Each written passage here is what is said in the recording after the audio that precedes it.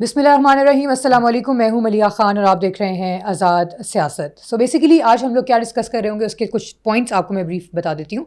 सबसे पहले तो ये कि सुहेल आफरीदी की एनएफसी में जो मुलाकात हुई, एनएफसी का जो इजलास था उसके अंदर जो भी शिरकत की उन्होंने, उसमें क्या डिस्कशन हुई इस पर बात कर रहे होंगे। नौरीन न्याजी की जो मुलाकात हुई है अडियाला जाके इमरान खान से, अपने भाई से, उसके बाद जो ट्वीट्स का सिलसिला शुरू हो गया जो हमेशा हुकूमत भी कहती है, उस पर भी बात करेंगे। और इस सब के बाद रियासत के ऊपर क्या असर आएगा उन ट्वीट्स से, ठीक है, और पीटीआई की अपनी जो पार्टी है उसके ऊपर क्या असर आएगा उस पर भी बात करेंगे। फैसल वाडा ने जो कल ट्वीट किया है, और सबसे इंपॉर्टेंट हमने ये बात करनी है कि जो ट्वीट्स आती हैं पीटीआई के प्लेटफॉर्म से, क्या वाकई लगता है कि वो इमरान खान बातें करते होंगे या फिर नहीं करते होंगे। और इन सब बातों पर डिस्कशन करने के लिए आज मेरे साथ स्टूडियो में मौजूद हैं सना मिर्ज़ा साहिबा, who is the senior journalist. अस्सलाम वालेकुम। वालेकुम सलाम। कैसी हैं आप? मैं ठीक, अल्लाह का शुक्र। खैरियत से हैं? बिल्कुल। चलें, ज़बरदस्त। सुहेल आफरीदी का एनएफसी में इजलास हुआ, उसके बाद उन्होंने अडियाला में जाने की भी कोशिश की लेकिन नहीं जाने दिया गया।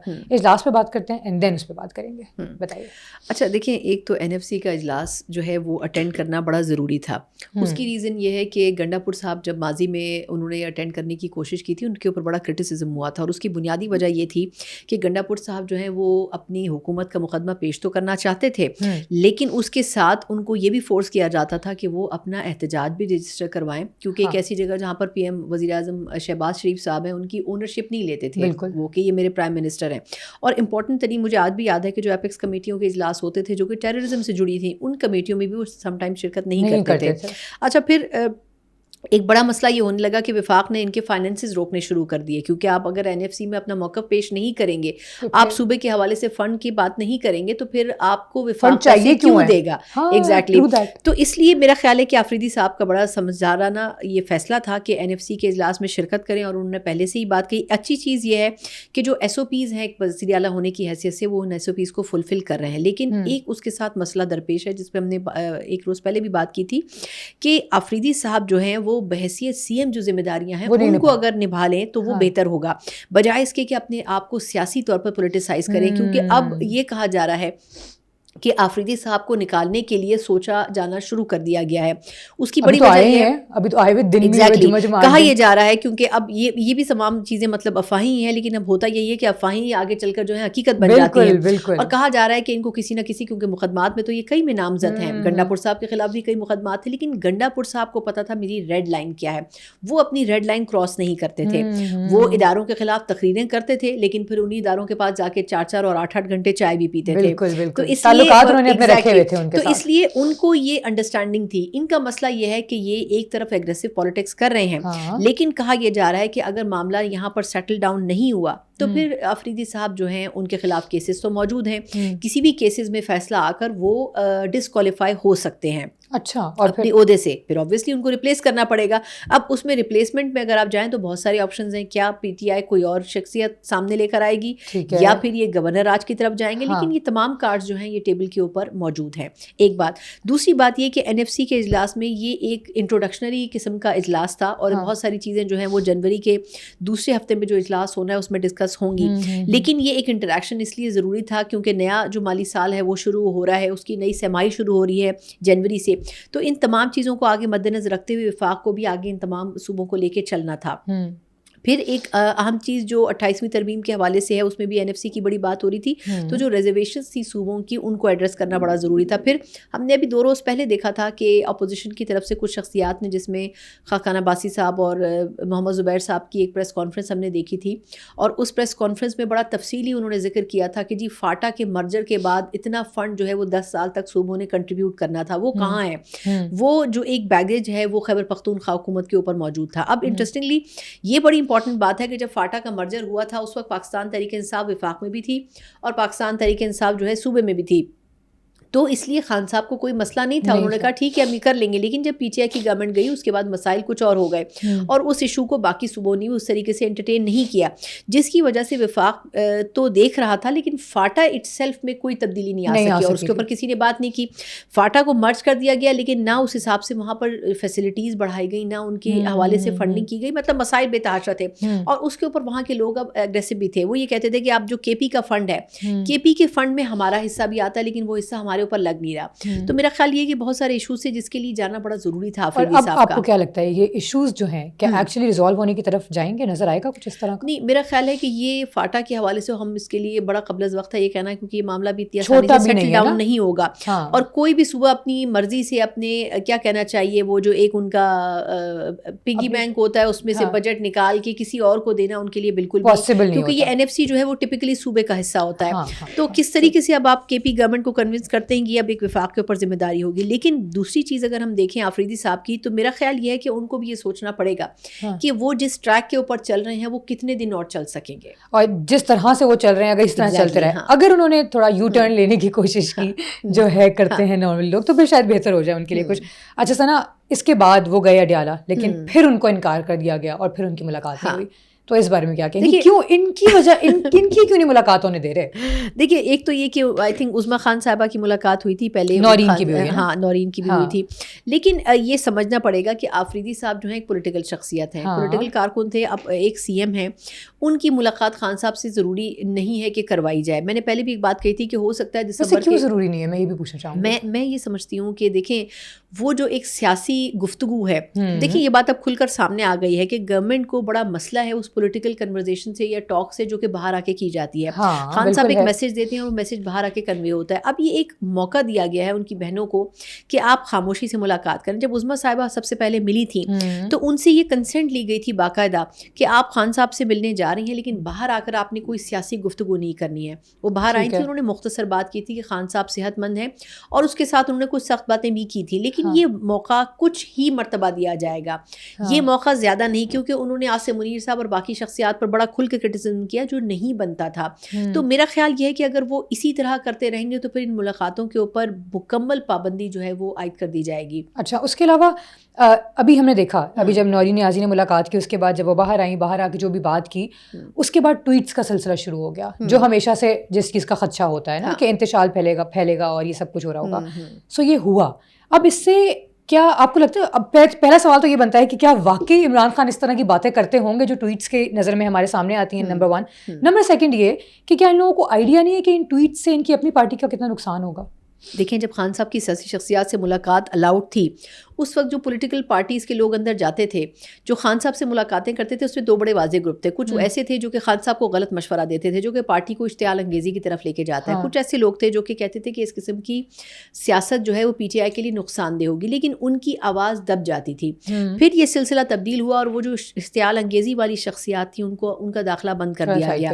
پھر وہ لوگ جب کیسز کی ہیئرنگز ہونے لگی تو اس کے دوران ان سے ملنے کی کوشش کرنے لگے. لیکن جو تھوڑی سی سین ایڈوائز دینے والے لوگ تھے ان کو موقع دیا گیا، لیکن خان صاحب نے ان کی گفتگو کو انٹرٹین نہیں کیا. ایک بات. دوسری بات یہ ہے کہ یہ اگر یہ جو اس وقت ٹویٹس ہو رہی ہیں اور جو ماحول بن رہا ہے، خان صاحب کو بھی انڈرسٹینڈنگ ہے، ان کو یہ لگتا ہے کہ شاید دسمبر میں جو کچھ پلان کر رہے ہیں اگر وہ اس کو ایگزیکیوٹ کر لیتے ہیں، اگر وہ ایگزیکیوٹ کر لیتے ہیں تو ملک بالکل یکسر تبدیل ہو جائے گا. میرا خیال ہے کہ ایسا نہیں کرنا چاہیے. آج اگر آپ کے اوپر ملاقاتوں پر پابندی لگا دی جائے تو آپ کیا کریں گے؟ آپ کیسے کنوے کریں گے اپنے کارکنوں کو یا اپنی دسمبر کا جو بھی پلان ہے وہ تو وہ آپ کیسے کمیونیکیٹ کریں گے جب آپ ان سے مل ہی نہیں پائیں گے؟ تو آئی تھنک خان صاحب کو یہ انڈرسٹینڈنگ دینے کے لیے بڑا ضروری ہے. بھی یہ ہو رہا ہے کہ خان صاحب سے جب بشریٰ بی بی صاحبہ کی بھی ملاقات کروائی گئی اور ان کی بہن کی بھی، تو انہوں نے زیادہ تر خان صاحب کی گفتگو سنی بجائے اس کے کہ وہ ان کو انڈرسٹینڈ کرواتی کہ باہر کیا چل رہا ہے. لیکن زیادہ تر خان صاحب نے اپنے مسائل ان کے سامنے بیان کیے کہ یہ ایشوز ان کے ساتھ ہو رہے ہیں. اور دیکھیں جو چیز انہوں نے گفتگو میں بیان کی وہی ہم ٹویٹس میں اس بیانیے کو پھیلتا ہوا دیکھ رہے ہیں. اور میرا خیال ہے کہ ماحول اسی طرف جا رہا ہے کہ یہ ایشو اب ریزالو ہوتا ہوا سامنے نہیں آ رہا.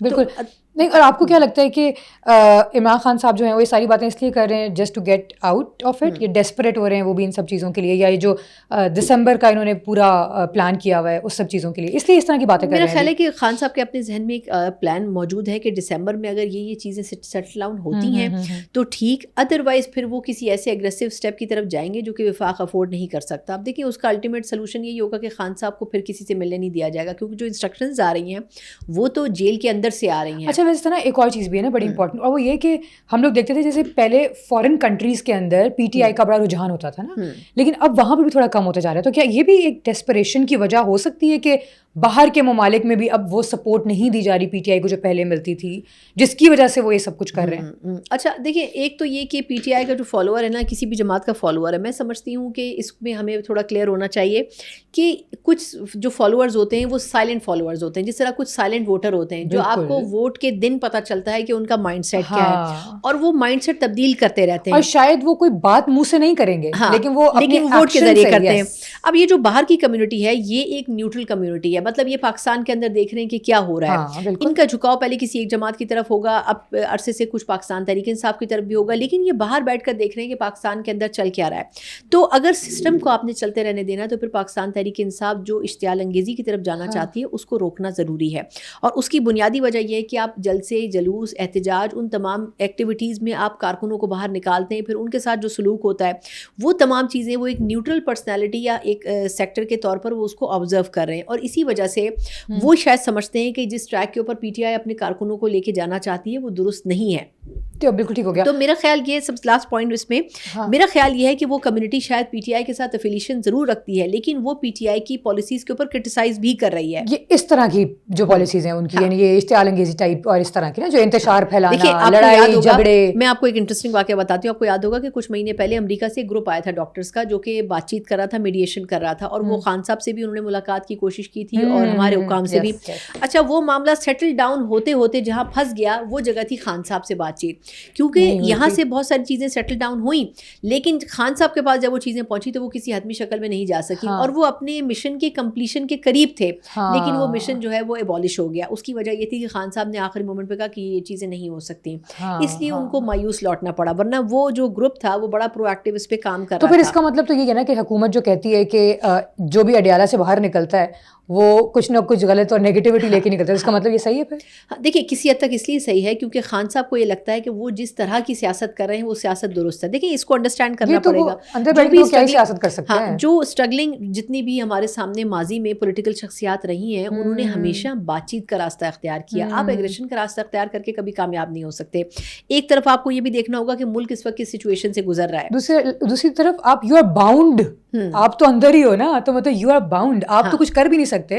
اس کے باوجود اگر آپ اگریشن دکھاؤ گے تو پھر تو کیا ہی فائدہ ہے. ہاں لیکن اپنا آئی تھنک خان صاحب سے اس وقت ضروری ہے کہ خان صاحب کو ایسے لوگوں سے ملنے دیا جائے. اگر تو ان ملاقاتوں پر اس وقت اگر پابندی نہیں لگتی تو ایسے لوگوں سے جو ان کو یہ بتائیں کہ باہر رہ کر ہمیں معاملات کو ہینڈل کرنے دیں. جس طرح خان صاحب نے ایک مختصر کمیٹی بنانے کی بات کی ہے سلمان اکرم راجہ صاحب سے کہ آپ پولیٹیکل کمیٹی کو ڈیزالو کر دیں اور آپ ایک مختصر کمیٹی بنائیں جو کہ پارٹی کے امور چلائے. اب مسئلہ یہ ہے کہ سلمان اکرم راجہ صاحب کو کتنے لوگ سیکرٹری جنرل کے طور پر اون کرتے ہیں, یہ بھی ایک بڑا سوال ہے. پھر یہ کہ ان کی تعیناتی ہو گئی, لیکن آج تک ان کی تعیناتی اس لیے کنٹروورشل ہے کیونکہ اس کا نوٹیفیکیشن نہیں جاری ہو سکا, اور ابھی تک جو ہے وہ سیکرٹری جنرل آفیشیلی نہیں کہلائے جا سکتے. مروت صاحب یہ بات بڑی مرتبہ ان کو تو مانتا بھی نہیں ہے نا. اب دیکھیں نا, جب ایک ایسی شخصیت جو کہ پارٹی کے سیکرٹری جنرل ہیں, آفیشیلی نوٹیفائڈ نہیں ہے, اور ان کو یہ کہا گیا ہے کہ آپ ایک چھوٹی سی کمیٹی بنائیں اور آپ اس کمیٹی کو لے کر چلیں, تو پھر ان ڈیسیجنس کو اون کون کرے گا. تو میرا خیال یہ ہے کہ کچھ فیصلے خود بھی غلط کر رہے ہیں. یہ ماننے والی بات ہے کہ بیرسٹر گوھر صاحب نے بہت ایفرٹ کیا اور ان کی بہنوں کے ملنے کے لیے راہ ہموار کی, کیونکہ وہ ایک بڑی سمجھدار شخصیت ہیں, لیکن بیرسٹر گوھر صاحب جو ہیں ان کی بات تو سنی نہیں جاتی, نہ کارخانے میں وہ طوطی کی طرح ہیں.